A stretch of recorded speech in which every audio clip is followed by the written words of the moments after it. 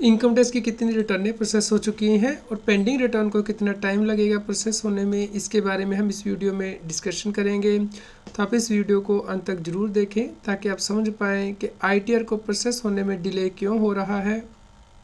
CA Satbir Singh YouTube channel पे आपका स्वागत है। रेगुलर अपडेट के लिए आप हमारे चैनल को सब्सक्राइब कर लें। दोस्तों 10 दिसंबर तक 8,38,00,000 से ज़्यादा इनकम टैक्स की रिटर्नें फाइल हो चुकी हैं। 8,25,00,000 से ज़्यादा वेरीफाई हो चुकी हैं। 7,90,00,000 से ज़्यादा प्रोसेस हो चुकी हैं। इस प्रकार 96% इनकम टैक्स की रिटर्नें प्रोसेस हो चुकी हैं। 420 पेंडिंग है। यदि आप यहाँ पे देखेंगे कि एक दिन में जो रिटर्नें फाइल हुई है 9 दिसंबर से 10 दिसंबर के बीच में वो 44,000 से ज़्यादा है और 51,000 से ज़्यादा वेरीफाई हो चुकी है और 1,26,000 से ज़्यादा इनकम टैक्स रिटर्नें प्रोसेस हुई है। 10 दिसंबर को देखते हैं तो 1,26,000 से ज़्यादा रिटर्नें प्रोसेस हुई है। इसके अलावा पिछले 7 दिनों में जो रिटर्नें प्रोसेस हो चुकी हैं वो 3,73,000 से ज़्यादा है, जैसा कि आप अपनी स्क्रीन पे देख सकते हैं। और पिछले दिनों में कितनी रिटर्नें प्रोसेस हुई हैं हर रोज़ वो आप अपनी स्क्रीन पे देख सकते हैं। यहाँ पे आप पाएंगे कि 2,96,00,000 से ज़्यादा इनकम टैक्स की रिटर्नें प्रोसेस हो चुकी हैं पिछले 110 दिनों में। जो average number of ITR process हो रही है हर रोज़ वो डिक्रीज़ हो चुकी है क्योंकि बहुत कम रिटर्नें गवर्नमेंट प्रोसेस कर रही है। तो 8,25,00,000 रिटर्नें वेरीफाई हुई हैं, जिसमें से 7,90,00,000 प्रोसेस हो चुकी हैं। तो अभी भी 34,00,000 से ज़्यादा रिटर्नें ऐसी हैं जो कि प्रोसेसिंग होनी पेंडिंग है, जिसमें कि कुछ और टाइम लगेगा प्रोसेस होने में। पेयर का कोई फॉरेन एसेट है, फॉरेन में बैंक अकाउंट है या फॉरेन इनकम है तो इससे उसे अपनी इनकम टैक्स की रिटर्न में डिक्लेयर करना होता है। तो यदि आपने ऐसा नहीं किया है तो आप अपनी इनकम टैक्स की रिटर्न रिवाइज कर सकते हैं। इसके लिए लास्ट डेट 31 दिसंबर 24 है, असेसमेंट ईयर 24-25 के लिए। इसके अलावा यदि आपने कोई इनकम मिस रिपोर्ट कर दी है, अंडर रिपोर्ट की है या रॉन्ग रिपोर्ट हो गई है तो आप अपनी रिटर्न को रिवाइज कर सकते हैं। इसके लिए लास्ट डेट 31 दिसंबर 24 है। दोस्तों यदि आपकी इनकम टैक्स की रिटर्न प्रोसेस तो हो चुकी है लेकिन रिफ़ंड नहीं आया है तो उस केस में आपको चेक करना है कि क्या आपका बैंक अकाउंट वैलिडेटेड है, क्योंकि बहुत से केसेस में जो बैंक अकाउंट है वो वैलिडेटेड तो होता है लेकिन उसमें रिफ़ंड नहीं आ सकता। इसका कारण होता है कि उनका जो नेम है as per bank account as per pan वो मिसमैच होता है। तो आपको इंश्योर करना है कि आप अपने बैंक में वही नेम रखें जो कि आपके पैन कार्ड में दिया है, या फिर आपको पैन कार्ड में करेक्शन करनी होती है।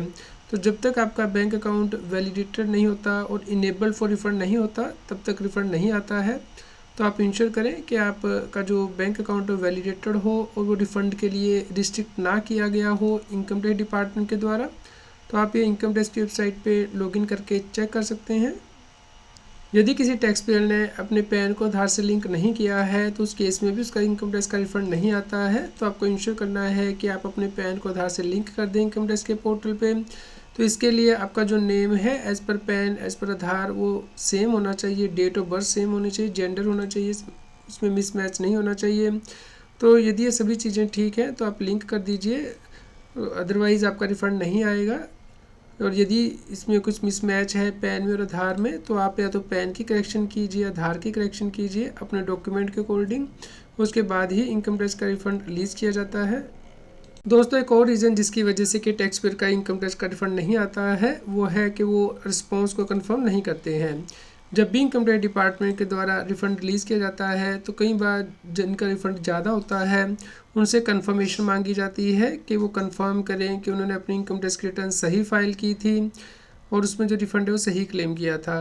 तो उन्हें इसे कंफर्म करना होता है इनकम टैक्स के पोर्टल पे लॉगिन करके, उसके बाद ही उनकी इनकम टैक्स की रिटर्न प्रोसेस की जाती है और रिफ़ंड रिलीज़ किया जाता है। जैसा कि आप यहाँ पे देख सकते हैं टैक्स पेयर को इंटीमेशन आया है कि वो रिफ़ंड को कंफर्म करें कि उन्होंने सही रिफ़ंड क्लेम किया है या फिर वो अपनी इनकम टैक्स की रिटर्न को रिवाइज़ करेंगे। तो इसे का रिस्पॉन्स उन्हें देना होता है इनकम टैक्स के पोर्टल पे।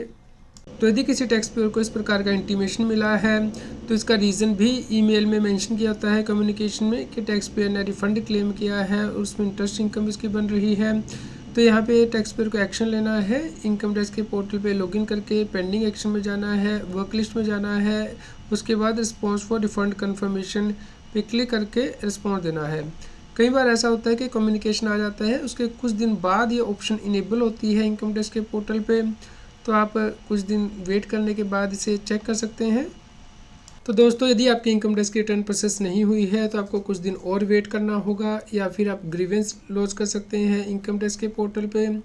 यदि आपका कोई क्वेश्चन हो तो आप हमें कमेंट करके ज़रूर बताएं। कृपया लाइक करें और शेयर करें ताकि सभी लोगों तक ये जानकारी पहुंच पाए और वो इनकम टैक्स की कॉम्प्लायंस कर पाए। इनकम टैक्स की और अधिक जानकारी के लिए आप CS Satbir Singh YouTube channel पे जाके प्लेलिस्ट में जाके टॉपिक वाइज प्लेलिस्ट देख सकते हैं कि इनकम टैक्स में कौन से नए बदलाव हो रहे हैं, जैसे कि इनकम टैक्स अपडेट के अंतर्गत या फिर डायरेक्ट टैक्स कोड के अंतर्गत। रेगुलर टैक्स अपडेट के लिए इस चैनल को सब्सक्राइब करें। आप हमें telegram app CS Satbir Singh टैक्सिल पे ज्वाइन कर सकते हैं ताकि आप GST और इनकम टैक्स के रेगुलर अपडेट अपने मोबाइल पर ही प्राप्त कर सकें।